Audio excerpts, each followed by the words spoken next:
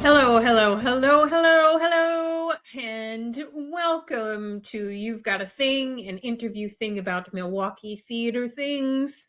My name is Jaimelyn Gray. I am the co-founder and president of this little organization we call the Milwaukee Theatre Alliance, and I am the main guru. No, it's not guru. It's not the right. The main person behind this program we call You Got a Thing. Yeah, so this is the week of, what are we at? We're on Thursday, February 5th. I don't know where time, you're gonna hear me say this a lot. Like I don't know where time goes anymore. I feel like it's just like zipping by, and I don't know if that's just an effect of my age or what is going on. But yeah, so got a great interview for you today with a person I had never met before, and so I was very excited to meet Mr. Lincoln Russell Jr., who is the co-director of We Are the Drum over at CAPITA Productions. CAPITA Productions is a wonderful organization here in Milwaukee. I am really good pals with one of their board members over there, ruling artists. Sorry, and Ruling and I are in this cohort called the Small Arts and Culture Cohort of Milwaukee, and or SMAC as we like to call it. So we've been working together for about 3 years trying to find funding for small arts organizations here in Milwaukee. And so we've gotten to know each other and done some presentations together and things like that over the past few years. And so I know a little bit about CAPITA and what CAPITA does and why they do it and how they do it. And so I got to talk to Lincoln about their upcoming production of We Are the Drum, which is a production that they do every year. And so we will talk a little bit more about that in a little bit. But first, I want to get to some things that are happening in the Theatre Alliance atmosphere. We've got some closures and some season announcements and things, and things that are happening coming up here. So let's first talk about Amadeus over at Skylight Music Theater.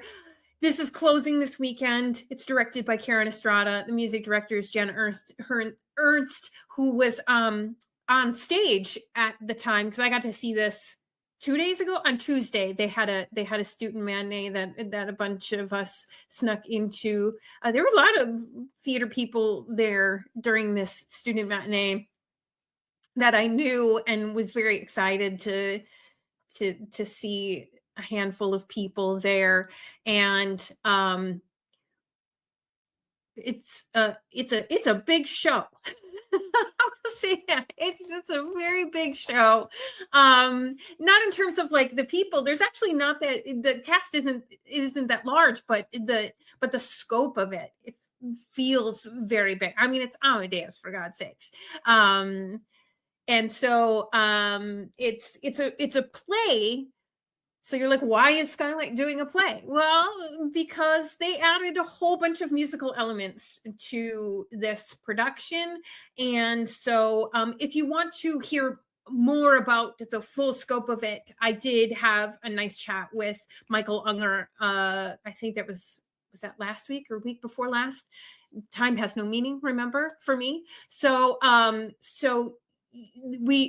it's always great to talk to him and get the inside of things, and so you can go back and listen to that. or watch that on our Facebook and YouTube. But I enjoyed the show. I think it's a really great ensemble. The set is beautiful. It's something that you can really envelop yourself in for a few hours and hear a tale of Mozart and Salieri, and so it's a little historical. It's a little musical. It's a little theatrical, and so I think there's a really great opportunity to see a really great group of artists doing what they do. smtmke.org for Skylight Music Theater website to get tickets over there. So check that out. Yes, that's closing again. That's closing on Sunday. That's Sunday. Yes. So check that out when you have the capacity to do that. But there's also I Am My Own Wife, which I saw yesterday. Also closing on February 8th. So you gotta plan things out. I hand you these things, but then you have to navigate your calendar and your schedule to manage how you can make this happen. And so I Am My Own Wife over at Milwaukee Chamber Theater so Amadeus is in the Cabot, which is the big space, and then I Am My Own Wife is in the studio space. Completely opposite. I'm not sure how these shows could be any more different than what I experienced over the course of 48 hours. This is a one-person show. It features Jonathan Riker, who is an amazing actor person here in the Milwaukee area. Was an emerging theater professional. Went through the Reps Emerging Theater Artists program, I believe, a few seasons back. And really just when the media's out there say tour de force performance, they're not lying. I will tell you, I witnessed this myself. They are not lying. This is really an amazing one-person gift to the world. Doug Wright did a fantastic job writing a fantastic story, and the set is beautiful, and all the artists should be super proud of what they managed to put together for this very small show that feels very large. And so this one tells the story of Charlotte von Malsdorf. I believe Malsdorf is how you say their name. An openly gender nonconforming antiques dealer who lived through not the Nazis and East German communists. It's just amazeballs, this story. I also got to speak to Alex Connington a few weeks back about this story. Really great interview. Also, if I do say so myself, it's more on Alex than it is on me. But you can get the inner workings of this from checking out a couple weeks back, talking to the director of this one-person performance. I had the feels after I left this show. So I think it's worth, if you have not seen it yet, squeezing it into your calendar and making it happen. I Am My Own Wife by Doug Wright. You're going to want to go to Milwaukee Chamber Theater. It's a theatre. It's a TRE.org to get your tickets for this one. It's really a unique show and story that you should invest your time in, I must say. So check that out when you can. Our pals over there at the Interchange Theater Co-op are filling their weekends with improv yet again. And so this week they have Stein Improv and Draft Night, which are 2 improv programs that you can check out on their websites. These are Friday and Saturday nights, and they start at 7:30. And so you can go to interchangetheater.com for more information about what each of these things entail, what shows are, what, who's doing what, when, why, and how at the interchange. And they also have their open mic. They moved their open mics from Thursday night to Sunday back in January of this year. And so you can do whatever. They call it open mic or open jam. You can do some stand-up comedy. You can, I don't know, play guitar, I think is what they mean by open jam. And then you can also try out some improv with an improv group and things like that. Like they leave it open for you. And I believe those start at 6 p.m. on Sunday nights, and you can go and have some fun over there at the interchange. So that's interchangetheater.com to find out more information about what shows are happening on any given weekend over there.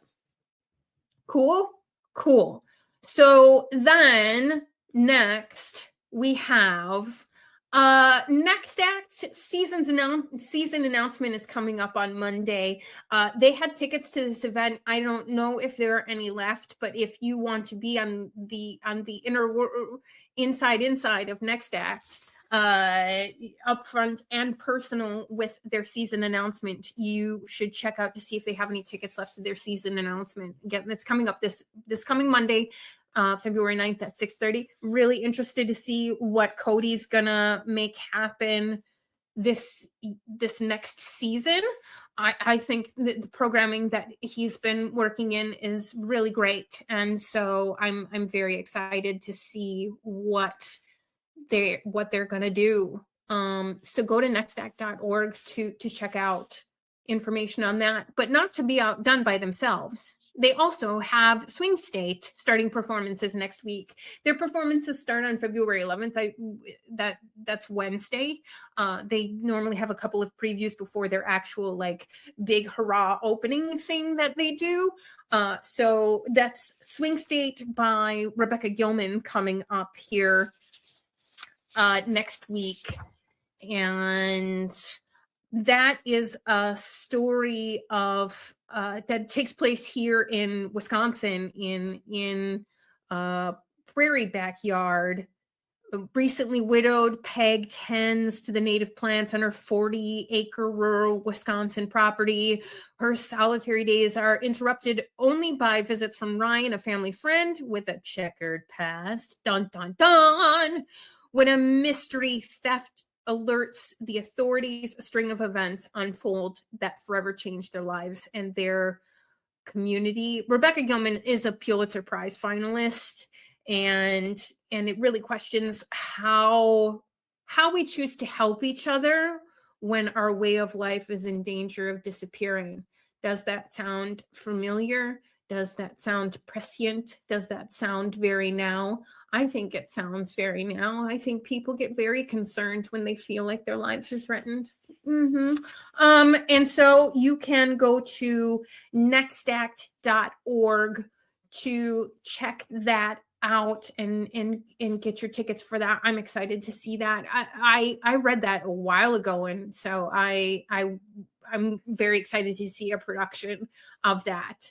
And then in that same building, their partners over there at Renaissance Theater Works then also have their season announcement coming up on the 12th. And they normally do, I think they just do this solely online, is how they've chosen to manage that. Renaissance Theater Works 26-27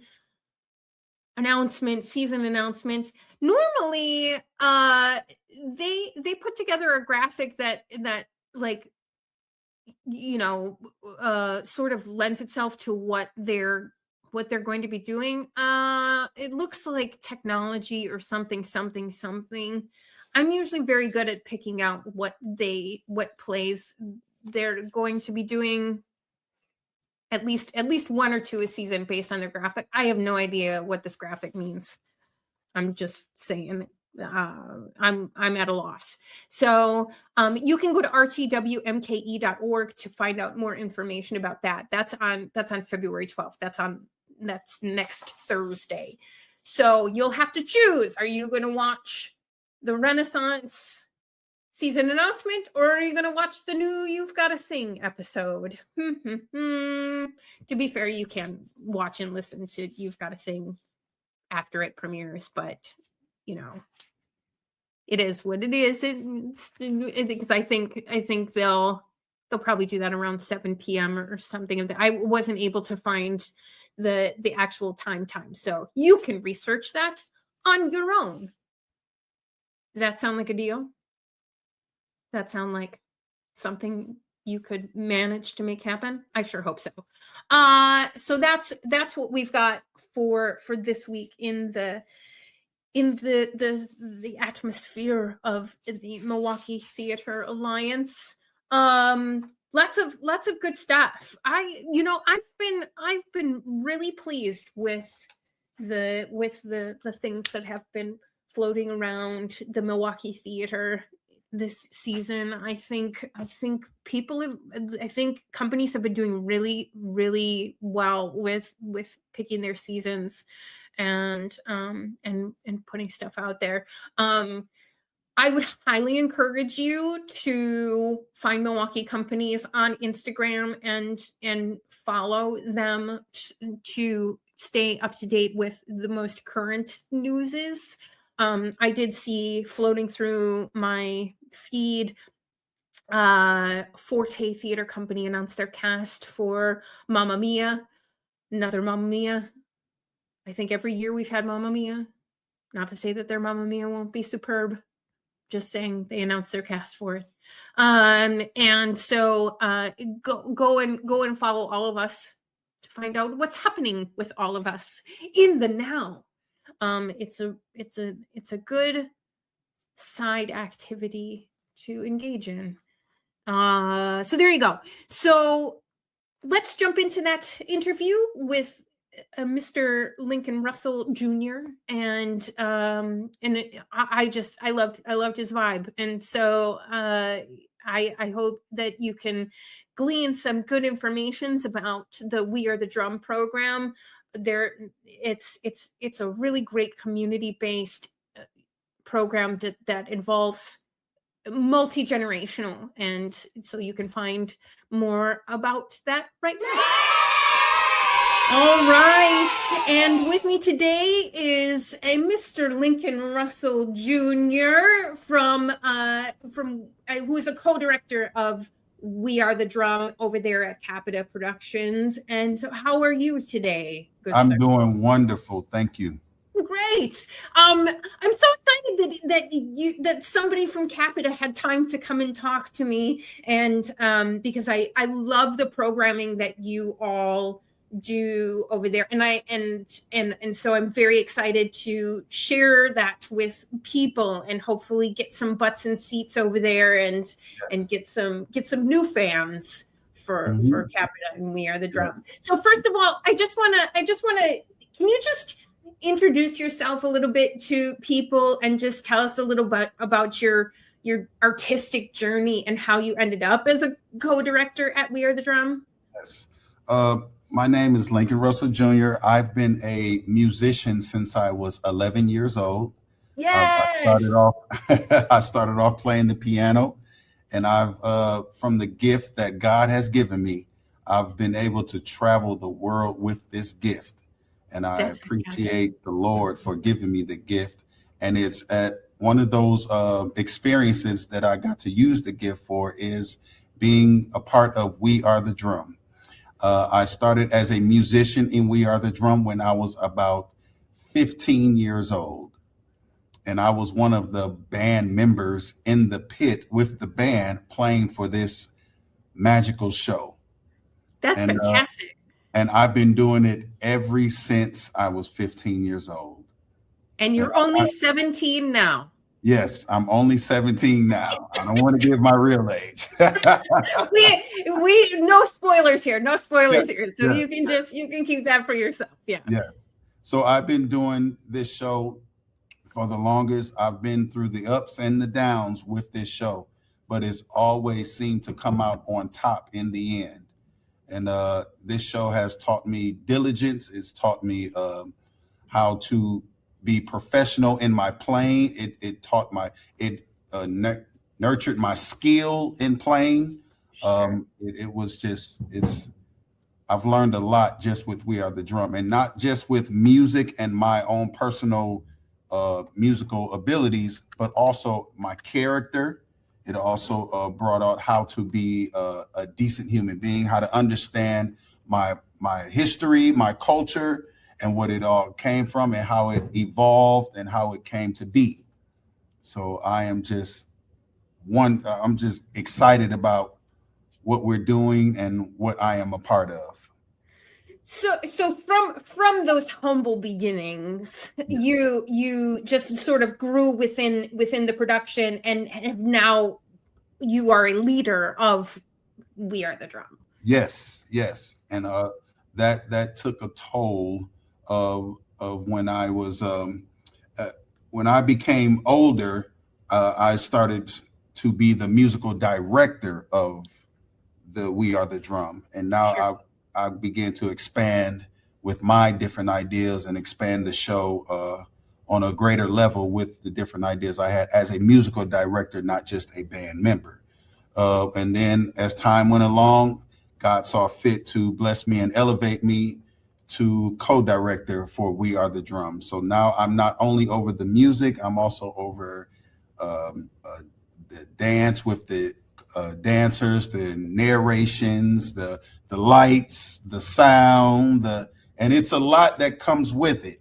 Outside of here, there's a lot of recording music and things that go along with it. So I'm just excited and growing, and still growing and learning in this new seat and this whole process. It is just amazing. That's fantastic. So is piano the only thing you play, or are you one of those people who like picked up piano and then picked up like 12 other instruments? Well, I'll say my first instrument I started off was drums. Oh, okay. And then I then started picking up piano, and then I tried little other instruments, but piano was the main one that I really excelled in. It's the one that stuck. It's the one. Yes. It's the one that brings you the most. Yes. I don't know, fulfillment as an artist. Yes. Maybe. Yes. Okay. So can you tell us though, because We Are the Drum has been going on for a long time. Again, we're not going to talk about old Jack, but it's a well-established, long-running program in the city. Yes. But can you talk about sort of the idea behind it and what it presents to the world? Yeah, so this is a community show. It's for the community, and we also invite not only the community to come see the show, but a community to come be a part of the show. Oh, right on. We also we have auditions and things for people in the community that want to showcase their different talents, their different gifts, their different speech, whatever gifts that they have. We want to utilize that in the show and help them grow professionally in their skill, or whatever they have a dream of doing with that artistic skill. Do they have to audition? Yes, they audition, but we don't cut anybody. Oh, okay. we want everyone to be a part of that, feels that they have the skill to help elevate our show. And everyone has special gifts. No one's gifts is not utilized within this show. So it's a real showcase of talent. Yes. Is the goal. So it changes every year. Yes. Different people every year. Mm-hmm. who has done it the most? Like, who's the person that's currently in it who has been doing it the most years in a row? I wonder. Who's sticking it out? Who's sticking it out? I would say me. You think is it you? Yes, I am sticking it out. Well, is it just it? I mean, it's a lot more than just me, though. We have Vogue, who is our director, another co-director of the play, who's also in charge of dance and choreography, and he is just phenomenal with those different things. And he's also helping with the narrations, and he wrote half the play, rewrote half the play, and we all sat there with him and we discussed different things, had meetings about the play, and just his ideas that he brings is just amazing. It's amazing. And it just, his skill level in choreography is just what he sees on stage and how he brings it to life. It's second to none. Second to none. I love working with Vogue. That's awesome. So so there's vignettes and then there's narration in between to sort of transition between each presentation kind of thing. That's great. So you do this for the community, but you also do it for schools. Is that what I remember correctly? Yeah. Yes, we have school shows. We also have school shows because we don't want to limit it to just community. Okay. We want to reach the youth, and the reason why we want to reach the youth, because number one, of the historical education behind why we are doing this and what this is all about, and different Black and brown students can learn about their culture through this play and why we're doing it. And then also it gives them an opportunity and exposes them to, hey, I would like to do something like this. How do I get involved? You got to get them when they're young. That's the key. You got to build and foster that love of art and singing and dancing and music and the whole thing and hope that it sticks with them as they grow old is the hope anyway. So we do not have like age limits. You can be as little as 2 years old all the way to 2000. Have you had a 2000-year-old person? No. Yet. There's always hope. There is always hope. So when you what are sort of the responses that you get from the kids? Are they excited? Did you get a lot of people coming up going, "Oh my gosh, I want to do this next year. Yes. Where do I sign up? How do I?" Yeah. Yes. There's a lot of children that are excited, and then here's the beautiful thing about it. When the kids get involved, we find even roles for parents that's bringing their kids to play in the play. So now they become part of the play. That's awesome. Do they sit there and they go, "Oh, no, oh, not me." They do get that. And then they figure out, wait, maybe I'm on to something here. Maybe I can do this. And then they hop on the train. And we encourage everybody. There is room for everybody who wants to be on the stage and showcase their gift. Maybe you do have a gift and you don't know you have a gift. Yeah. That is our job as professional directors or musicians or choreographers to pull that out of people that don't think they have it. That's awesome. I'm so excited that there are people out there who like you all that are invested in pulling, because so many people, particularly when we get older too, speaking of parents, we go, "Oh, it's too much time has passed. Oh, it's not for me. Oh, my ship has sailed," or things like that. So that's an amazing gift to give to the world, to continue fostering talent in people like you're doing. Yes. That's Yes. amazing. So so how long do you rehearse for? Like how does your rehearsal process work then? So rehearsals are 2 hours, and we do it 3 days a week. I mean, Right I'm on. sorry, 2 days through the week, and then on Saturdays we rehearse from 10 to 3 o'clock. Oh, right on. Yes. And then how long do you do that for? Is it like a 6-month process? Is it like a Yes, it takes a little while. It's about a 6-month process to get the play, but we have started this process in December. We got kind of a late start with it, and we really. So let me say this right. So really, in January, when we had our first rehearsal, the Okay. first week back from Christmas break for the schools to open, Okay. and we are already almost finished with the second half. Okay. Yeah, because you guys are opening at the end of February. February, yes, with the Yeah. school shows. With the school shows. Yes.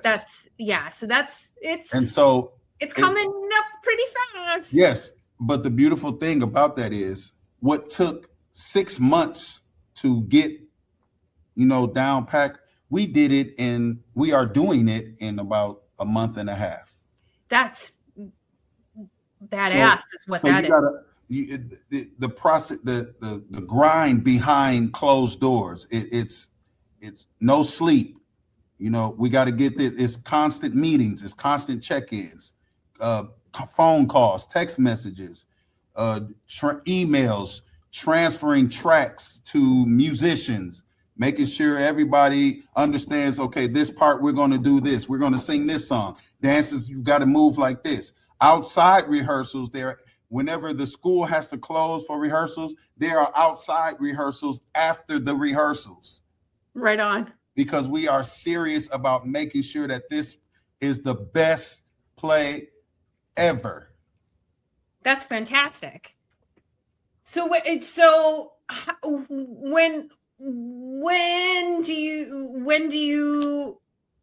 do you say it's enough? Like when do you when you're like, okay,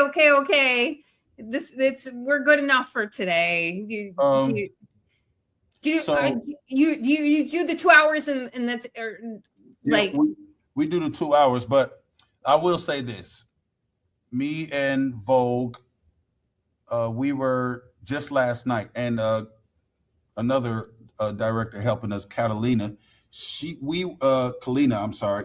We were in my studio last night, just getting all the songs down and cutting and trimming to get to the music director so he can complete his work. Sure. Because well, that's the life of a director, we don't want the right? music director to, to be bogged down with a lot of that. Yeah. That work. So it's like all hands on deck. We're all working together to support each other. And that's majority why a lot of this stuff is getting done in the time frame and it's accurate. It's not just stuff put together. It's very accurate work. It's beautiful transitions. It's a storytelling. It's emotional. All of that is there within the time frame that we had. And it's going to be beautiful. It's going to be a phenomenal show. A lot of hard work in a short period of time. Yes. Yeah. Yes. Yeah. Why do you think people should come and see We Are the Drum? Why? What is the why? Because this is probably one of the longest serving stage plays in the city of Milwaukee. And everybody in 1990. Yeah. And everybody has to experience We Are the Drum. At least once in their life. At least once in their life.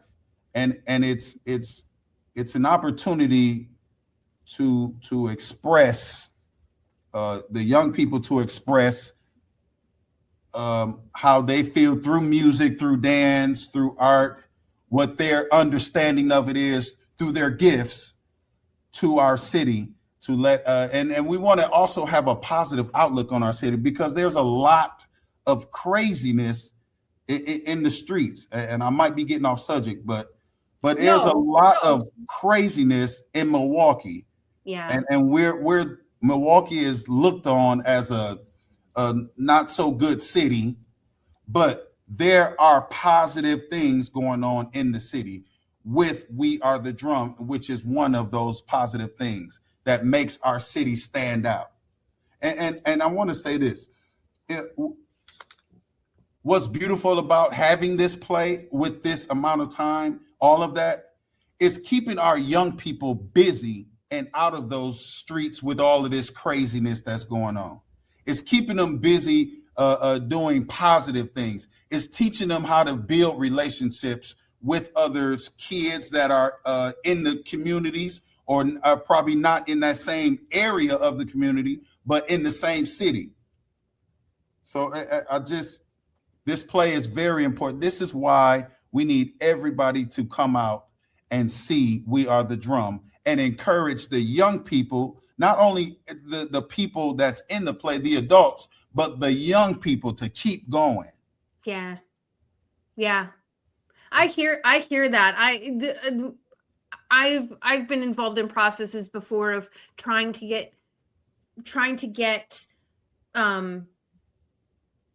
events going that are more youth oriented. Yes. For that very reason of like giving kids something to do, get them off the phone, get them active and engaged. And like you said, creating relationships and that is what theater is made of and built for, is that process of community and making something and being proud of making something and accomplishing something. Yes. There's nothing else like it. We have a lot of youth that was in We Are the Drum that were dancers, singers. They are now like traveling with major artists, expressing their gifts, using their talents on the road, experiencing the road life, experiencing the top stage with phenomenal artists that are well known because they start at We Are the Drum. Because they started with We Are the Drum. And they kept going. They kept going and they kept believing until somebody said, you know what? I need you to come with me because I like your passion. I love the way you dance. I love the way you sing. I love the way you put forth an effort in acting. I just love all of it. The entertaining business is for the youth. And I will say, being in the entertainment business is a very lucrative opportunity for all that are involved. It can be. It can be. Yeah. That's amazing. So if people want to go and get tickets to the public performances of We Are the Drum, and the public performances, if I remember correctly, are coming up in March. Yes, March 6th, 7th, and 8th. Yeah. And so you can go to CAPITA Productions.com and there's a link on there for tickets. I've seen it. I've seen it myself. I have seen it. It's real.